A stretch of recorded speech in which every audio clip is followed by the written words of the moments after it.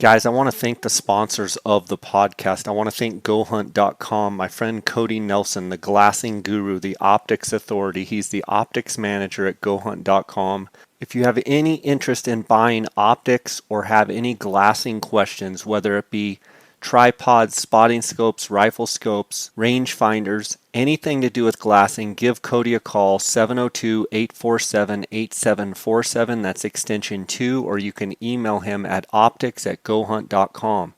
You can also send him a text or call him on his cell phone at 602-399-3699.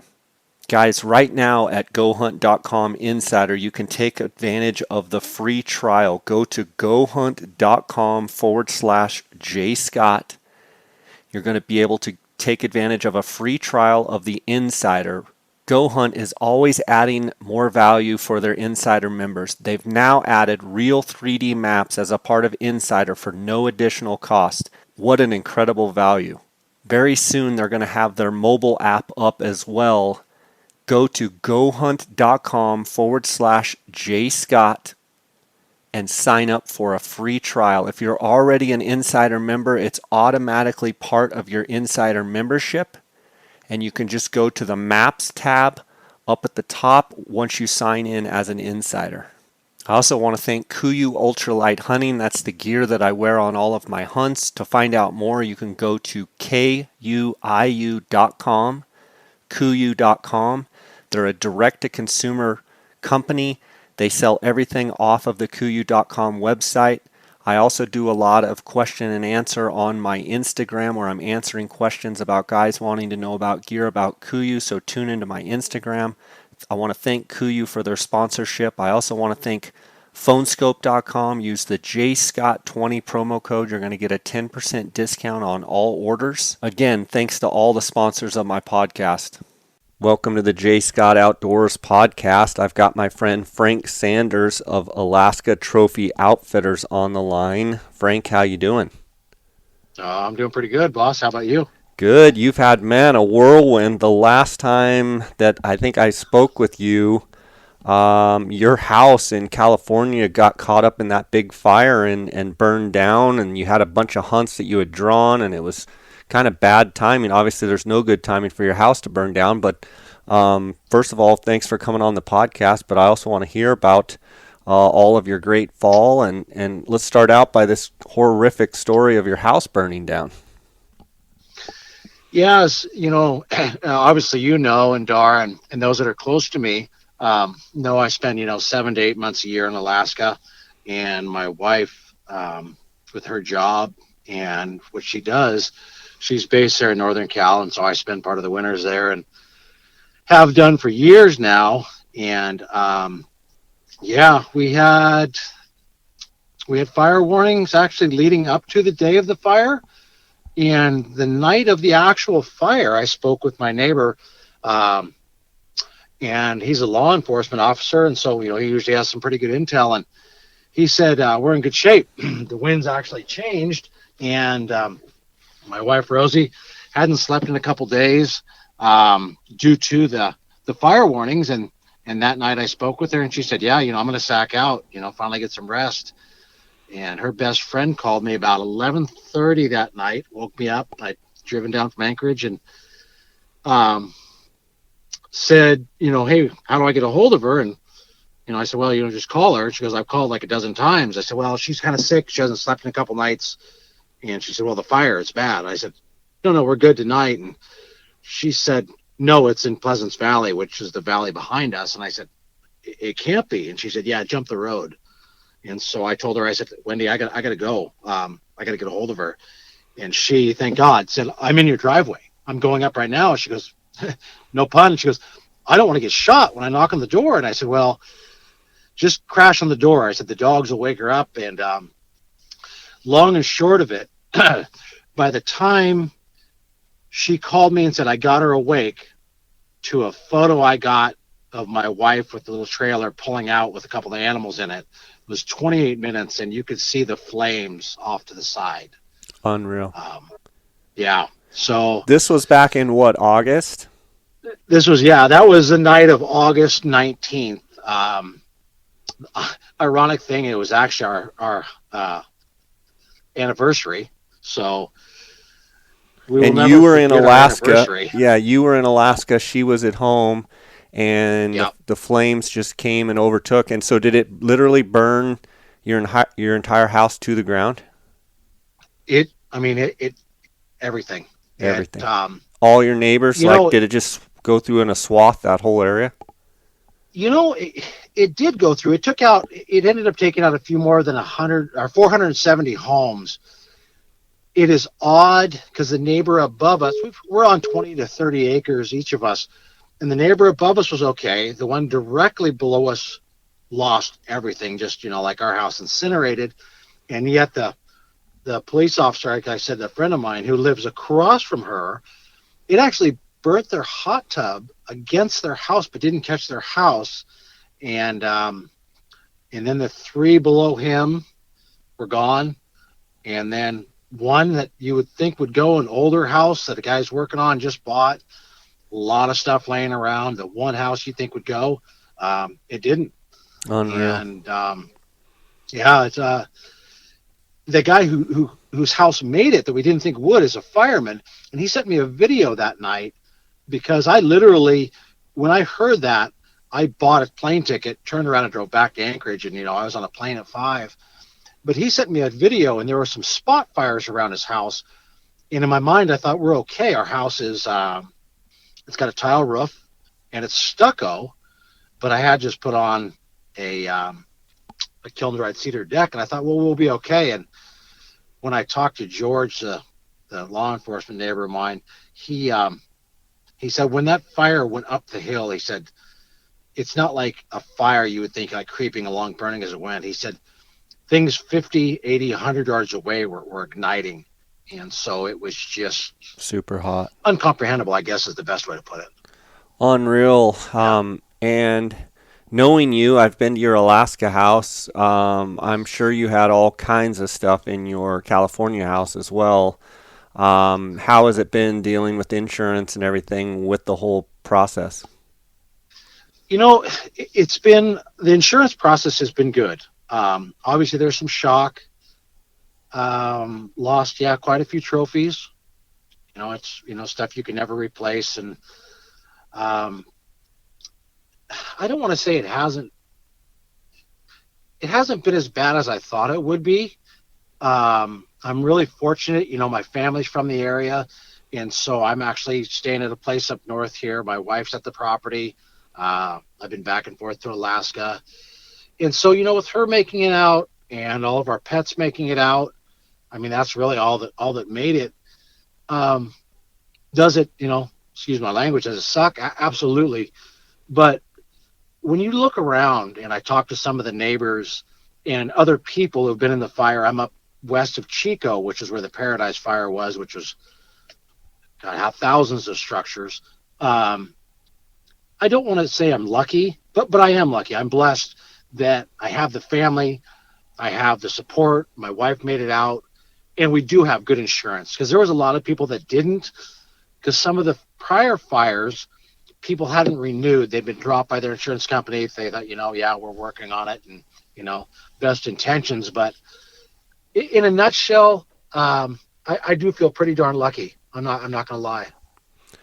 Well, It's awesome, man. Well, hopefully you can recover from that. I know you guys will, and your wife is strong, and you guys will bounce back. But you also, in the midst of all that, you had everything that you've got going on with your Alaska outfitting business, but you had also drawn some great tags in the West this year, a handful of elk tags, and it was kind of if you could say a weird year, it's never a good time, but this was about as bad a time for you um, to have a tragedy like this hit because of all of the plans and stuff that you had for the fall, is it not? Yeah, and excuse me, I refer to the even years as what I call my elk years because with our brown bear season being every other fall, I sneak out a little bit early, so I can hunt in September. And yeah, I drew in Arizona this year.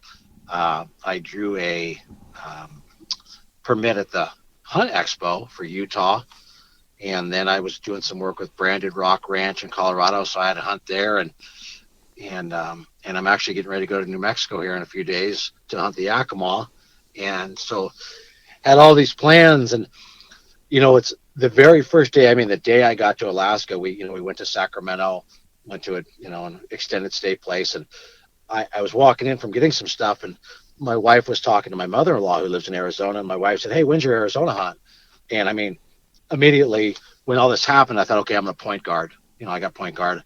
And I said, I'm not going to do it this year. There's just too much. And she literally stopped what she was doing. She said, I'm not going to say what she said, but she said, I'll be darned if you're not going to go on that hunt. She's like, you've waited 20 plus years. She's like, what? She made a very valid point. She said, what are you going to do here?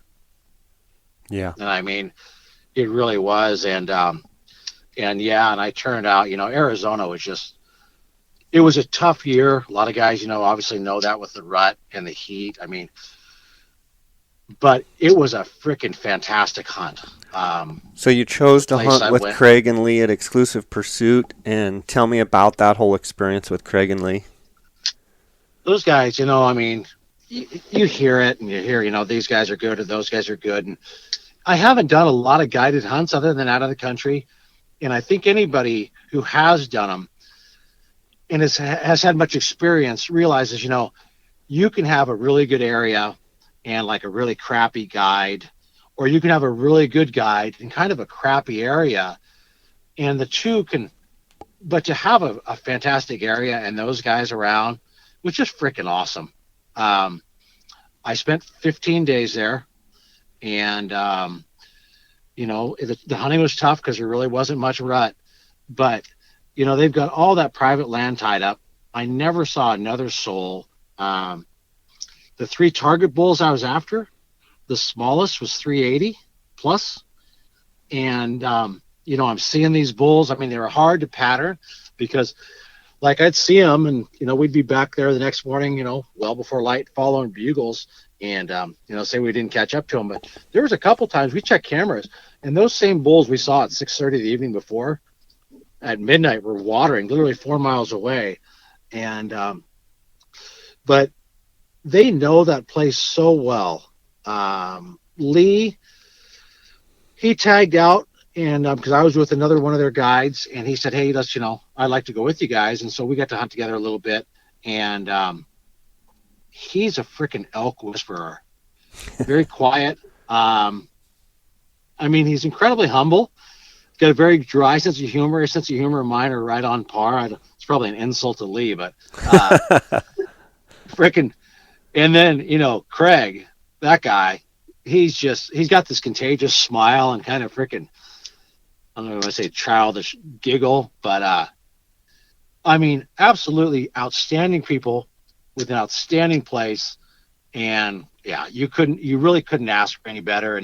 And to sum it up, I never got a shot at one of my target bulls, and I ended up killing a bull that was pushing 370. Wow. And yeah, for that not to even be a target bull is just it's kind of incomprehensible. Yeah. And for those out there, I had 22 points to draw that. And everybody says, oh my gosh, I'll never catch up. I'll never do that. So another friend of mine was there hunting, Greg Bocash. He had 22 points also. And then there was 2 other guys in camp. And this is the point I'm going to get at. They both had 2 points. Right. 2. And they drew. So, for those that say there's not a chance or whatever, there absolutely is. Yeah, and, for sure. And that's the thing about Arizona, especially with the new changes. You never know. It used to be where, you had to have the max points in order to draw. With the 5% now, it just gives an opportunity for people to draw in a random pool. And that's why it's important. I always tell people, apply, put in, because you never know. Another example of that, I just took a guy on a bighorn sheep hunt in 6A, which is probably one of the best bighorn units in Arizona for Rockies, and he drew with 7 points. And ironically, one of the other hunters only had I want to say 18 or 19, something like that. So not max points. So it happens every year. This bull that you shot looked like a really good bull. And that was with your bow. I was watching Instagram, getting kind of those updates from the blind, and you had, fights and wallows and all kinds of stuff. What's it like on that place sitting water? Well, typically I know they don't sit as much as we did this year, but it was um, kind of a no-brainer, with a little bit of rut activity. And you probably saw some of the videos. Um, I did have some bulls come in with cows. They weren't talking a whole lot, but they were with them. And those guys have it set up like a lot of the spots had, multiple blinds, or a blind in a tree stand, which is, to me, you'd think, well, you should do that anyway. But a lot of guys don't, either are too lazy or don't. But if you have a bull coming into an area, you hate, well, the wind's bad. It's like, well, I'll sit one side, or the wind's good, I'll sit the other side, whatever it may be. And I had multiple. I'm not even going to guess, but I had multiple bulls, under 40 yards. I mean, totally, unaware. Um, Oblivious to I you one sitting there? evening, oh well, one evening I passed up, is a solid 350 bull, and another one that's, everyone said 360, and I mean that's kind of what I got out of him too. It was earlier in the hunt, and Jay, I've never passed that caliber of bull before. Yeah. I've killed some that caliber, but it's because, say it was Wyoming or Idaho. That was the bull I came upon. Had I come upon a 330 bull, I would have tried to take it. But I've got some bigger ones. But I've never passed that caliber bull where I said I had that bull in front of me, 15 minutes. Anywhere from 20 yards to 50 yards. Never picked my bow up. Yeah, it's a little beyond next level actually. Awesome. Big And then time. you also got to hunt with another friend of mine, Hunter Meekum, and his dad. Tell me about that experience in Utah. Yeah, so going kind of back to where we were speaking about, long draw odds. I don't know what it was, but I think it was, one in a couple thousand of me drawing. But I drew a Mount Dutton late season permit, and actually I was with you there at the show, and then you called me instantly when you saw who I drew with, and I'm not going to lie, obviously I trust you and took your word.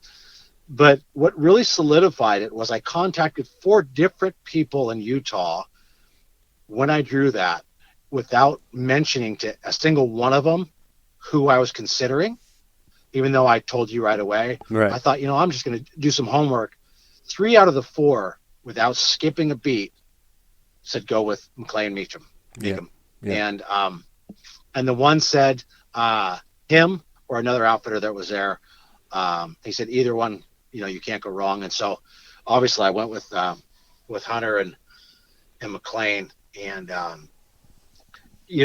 I was really, uh, I mean, I consider myself a pretty good hunter and whatnot. And I got there a week early, 5 days early, and scouted on my own and messed around. But those guys had been scouting, and this was freaking impressive. They were leaving their place at 3 something in the morning. They would haul mules all the way up there, and then there was anywhere from 3 to 5 guys, typically 4. 2 would go one way, 1 would go another, 1 would go another, and they were doing that every morning, scouting before the hunt. Um, they found the bull that I got, a week prior, and they watched him. They kept eyes on him almost every day. I think they did every day but one. And so, we Hunter and I left early that morning, looped around where that bull was, and came down into there. And they had already spotted him from 2 other vantage points, and we snuck in and made a freaking shot, and killed a beautiful 7x7 bull. He's pushing the 380 mark right there. And Hunter actually stopped when we were going to shoot, and he said, "Hey, take a look, make sure it's what you want." And I told Hunter, I said, whether that bull's 350, we guessed him around low 370s, or 370, I'll be incredibly happy. I said, he's this perfect 7x7. He's totally unbroken. It's a late hunt, and yeah, it worked out to a freaking T. And people, I had a guy call me a while back and ask me, he was at a hunting camp and he said, I, I got my deer on my first day. It's a great buck. It's the best buck I've ever killed. What do I tip this guy? And it made me think, and I think you know where I'm going with this. But I said, well, how many days has that guy been there? He goes, oh, I don't know. They've been here a while. I said, how many cameras does he run? So when these guys like myself shoot on day one, that's not because we're phenomenal hunters. Occasionally, yeah, we might luck into it. But when those guys bust their butt like that, they hunt all year long. We just pull the trigger. And I'll tell you, I cannot say enough good. I mean, the camp, the food, the people, the mules, just freaking fantastic hunt. Yeah, I have the pleasure of having Hunter work with me over there at the Ot 6 in the month of September, and he's just a joy to be around. He's got a great sense of humor and tough kid, and he's got a great set of eyes on him and can spot anything, anytime, anywhere, and he just has a real knack for being in the right place at the right time. I knew you'd have a great time, and he's learned everything that he's learned from his old man McLean, and so I knew without a shadow of a doubt, pairing you guys up with those two, father and son, that it was going to be a good deal. And a heck of a bull, beautiful bull. Now, is that the biggest bull you've killed personally? Yes. Yep. Yeah. So I mean, Yeah. you killed a 370 and a 380 in the same year, 380 plus in the same year. That's going to be hard to beat. Absolutely. Absolutely. And And, I gotta. and then you hunted in Colorado as well. You've got a friend over there for mule deer and elk, or what were you hunting? Yeah, we did mule deer and elk. There was a group of us that went in to Branded Rock there. A friend of mine, Amy Martin Schaefer, her brother and I, Brian Martin, and I have been friends for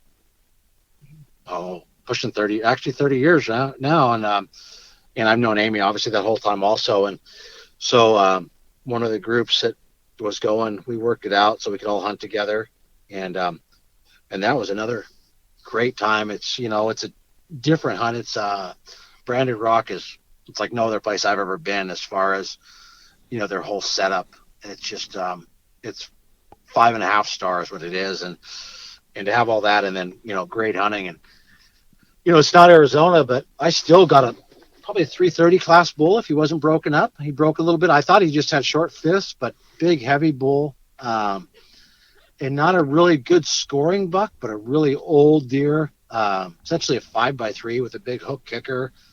And yeah, fantastic freaking hunt. I've This is more rifle hunting than I've done in a long time, and people ask me, do you enjoy it? I'm like, I absolutely do. You just like to hunt. I love to hunt. Yeah. Granted, given the choice, I'd bow hunt, but I'm not going to turn down a hunt with a rifle. I can tell you that. You'd use a grenade if that's what you had to use. I mean, whatever it takes, your flamethrower, you'd be using it. All right, those are great hunts. Let's jump over to Alaska. I know the draw is coming up, I believe, around the middle of the month. Yeah. Tell us about, I know I've had you on the podcast before, but tell us about your operation in Alaska and some of the hunts that with people with the draw coming out and what have you, what you're kind of focusing on and what you have to offer for people up there, and kind of just give us an overall. I mean, you've been up there forever. Talk a little bit about all that. Yeah, so I think this is my 25th year up there, kind of like you said, forever and a day. My operation, we do primarily brown bear, moose, mountain goat, and then we do some black bear, not a bunch of it. I used to do a little bit of sheep, but they've changed some of the areas since it went to a draw. I used to just take 100 a year, but yeah, our focus, obviously, like I said, is brown bear, moose, mountain goat, and so for the drawing coming up, the primary thing we're doing right now is just our mountain goat stuff. My brown bear is on the peninsulas over the counter. Kodiak is a drawing, and typically, I would put in a few guys for Kodiak for spring.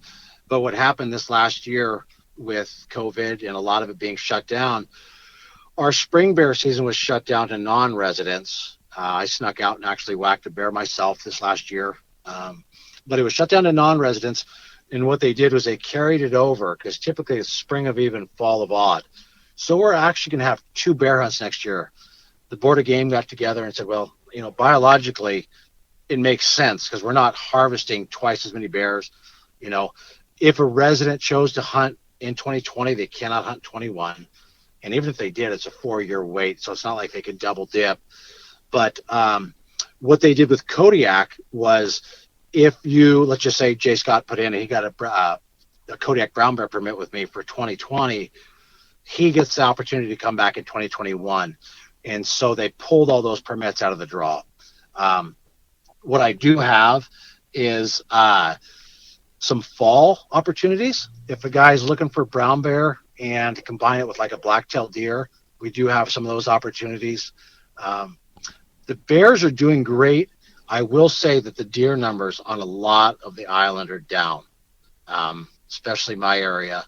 It was a couple of years ago. It was nuts. It really was. And they've really been hit hard. But so we've got the fall Kodiak was what we would apply for, or mountain goat. And our mountain goats are typically 7 full days of hunting. Guy gets in a day before, leaves a day prior. Our moose hunts, they're basic over-the-counter tag, brown bear on the peninsula over the counter. And Let me ask you some questions about the mountain goat. So the mountain goat, at years ago, the draw was actually pretty darn tough. In the last few years, the draw has actually become a little more liberal. What kind of opportunities do guys have? Let's say that are just applying with you this year for the first time for goat. As far as draw odds, what do you expect them to roughly be?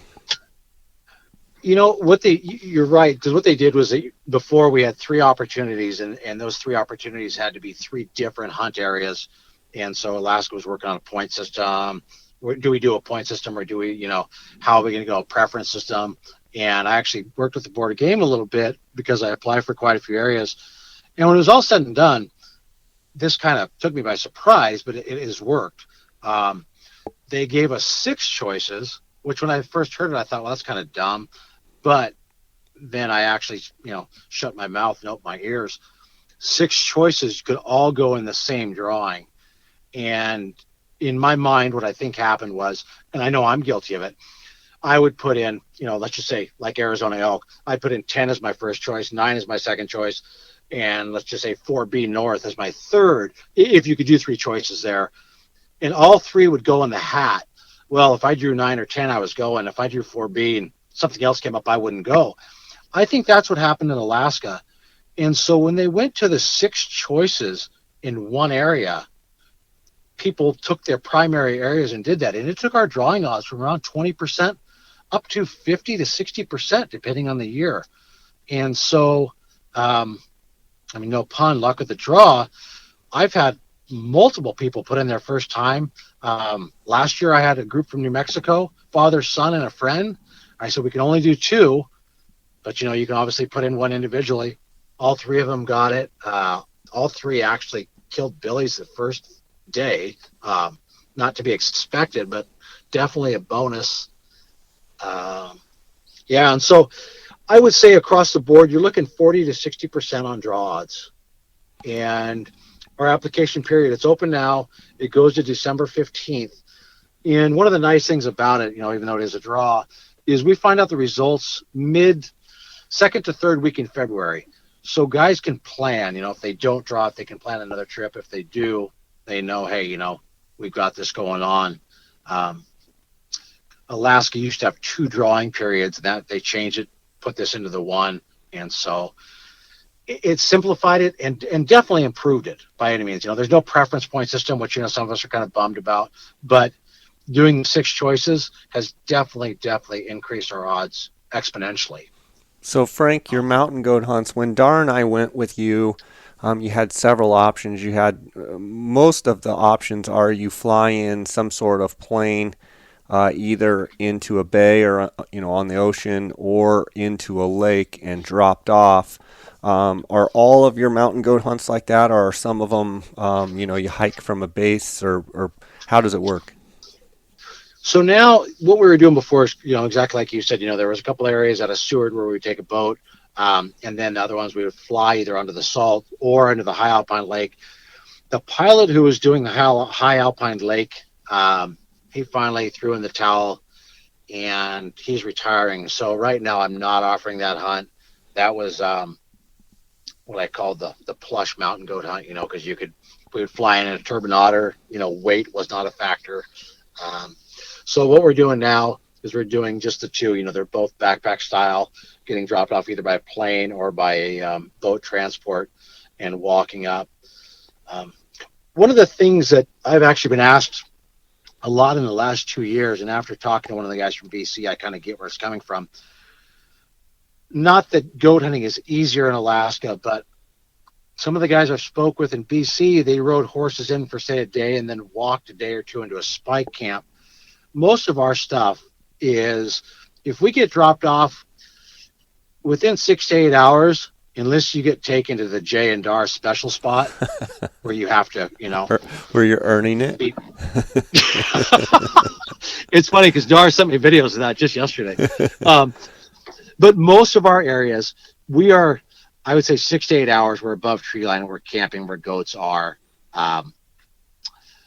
So And it's not success like a 2 day is walk. typically pretty high in most of your areas, is it not, for a goat? Yeah, no. I mean, Successes. oh, knock on freaking wood. There's a guy that does this podcast. His name is Jay. He is the only hunter I have to date that didn't get a goat. And it's still hard for me to fathom. It's But hard for you to swallow. absolutely, of all the people. And yeah, Oh, it no, was I tell still that story quite often. the further it gets away from me, the longer it's been, the funner it seems. At the time, it was not by any. It was just the way that things worked out. But we had a great time, and Dar got a great goat, and I do remember on the last night. There was a little bit of light left, a little bit, and had his goat there, and we packed it out and done the whole thing, and I said, I don't care if a world record goat walks through camp. I'm not shooting it. And Dar just looked over at me, didn't say anything. He just smiled and went back to doing what he was doing. That's a famous Dar smile. Yeah, he's a man of few words, but he does have some looks every now and then.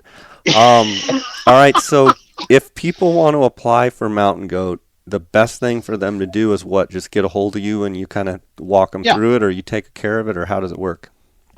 Yeah, typically what I do is you have to have a hunting license to apply, like a lot of states, and something that some people don't know, a lot of people don't, is so like if somebody called me right now and said we want to apply for mountain goat in 2021, they would buy a hunting license. I think they're 165, and that's good for 2021. But what that also allows is if they didn't draw this year, since the draw application period is in the prior year, they could use that same license to apply again for 2022. And then if they draw the tag in 2022, they would have to buy another license to hunt. But you can use that same license to apply for 2 years. I've got one guy now, he's on the list to apply for spring Kodiak for 2022. And I said, well, your goat license you're going to use this year, we can use again, December of next year to apply for that. And so it is kind of nice. It gives people that option. They don't have to put it out every year. But yeah, they can contact me What's the after best way? talking to them. The best way is to call or shoot a text at 907-252-7413, or they can email me at outfitalaska@gmail.com. And where I'm at now, a couple of ranches here, services in and out. If I miss somebody, I'll definitely give them a call back or shoot me an email back and walk them through the process and apply them. There's 3 different areas we're hunting, kind of see what they're looking for. Our billies, we're averaging 9.25, nice goats. We only had 3 of the 7 hunters were able to hunt this last year due to COVID, and they all took nice goats. One of them I know, Austin Atkinson from the Hunting Fool there. Yeah. he put in and drew the first time, like a lot of these guys do, and then made it look easy. But he's pretty freaking exceptional. So You know, he killed our biggest goat for the year. with COVID and everything going on, with your bear hunts, you talked a little bit about them. Is it really a case if people really have that bug for bear? Has have you have your slots in essence, or your the amount of bears you can take gotten screwed up because of the COVID thing? Or do you definitely, if people want to hunt bear, want people to call and get on the list over the next handful of years to get it done? Yeah, yeah, they should. Definitely call. I've got a lot of the spots full now, but what's happening is the people, the hunters in the States, I'm not, I don't foresee a problem. I mean, it's hard to say what's going to happen here, but something that's happening now is my international guys that I lost this last year, both goat and bear, are saying, hey, if you can fill our spot, and sell that hunt, do it. Because we were booked out for a couple of years. And so we've got some spots opening up like that. And something else that happened was a really good chunk of native land that I hunted back in the late 90s, early 2000s for another outfitter, the guy that I bought out, has changed hands again. And I've got a bid in for it. And so if that opens up, that'll give me a couple more hunts to do. I'm only going to do, I think, probably 2 and 2 hunts in there. It's a lot of land, but I You want I super don't high want to overhunt quality? it. Yeah. Yes, absolutely. So Frank, And it's an go ahead. no, I was saying it's an area that even though it's a ton of land, there's a couple of X's. And with those big bears, like I have had one group and they want to take a couple guys. I just can't. I don't want to do that because you bump them, and yeah, it's no good. Anyways, I regress. The With your house, what are you guys going to do? Are you going to build back on the same property, or have you decided what you're going to do? Or Yeah, my wife actually, you know, I'm always gone typically until the beginning of November, and she's had to mandatory evacuate a few times. And I really thought that at this tipping point, that's kind of a nice way to put it, but at this point, that was it. It was over. And it really shocked me because she was back on it and actually got the first cleanup permit issued in the county. She got one of the first building permits. She got the first temporary electric permit. She is on it, and going to build right back there where her house is. And obviously, I'm going to do all I can to help. It's like I said, I'm gone 7 to 8 months, so it's not like I'm a ton of help, but yeah. So delving right back into it, and yeah, they're hoping to start the foundation before the rains hit, if it ever does rain again in this state. yeah, that it's super dry all across the West, isn't it? Oh, it's unbelievable. I can't. I mean, it's yeah, like you said, I went through New Mexico again a while back, and we're going back down this weekend. And I mean, it's hard to believe. Yeah. It's not just one region. It's across much of the board. What else do you have on the books for December, January? You're always hunting, so what else do you got cooking? Well, not a whole lot. My wife's letting me get away with all this stuff, and so I actually don't have anything planned for January. We've got this hunt here this next week, and it was actually moved back a week. It wasn't going to be till like December 3rd to the 8th, I think, but they moved it back a week. And I think I'm just going to spend some time doing some dirt work and getting some stuff done at the house there. Since I've been gone, pretty much September 10th to about, well, till now. So yeah, I mean, I hate to say not much going on because I've hunted more than most do in a lifetime, but as far as, yeah, December, January, not a whole lot going on. Well, good. You can get some time at home. Buddy, it's always great talking to you. I'm going to miss not seeing you at the shows. It sounds like all our shows are canceled and such, but Yeah.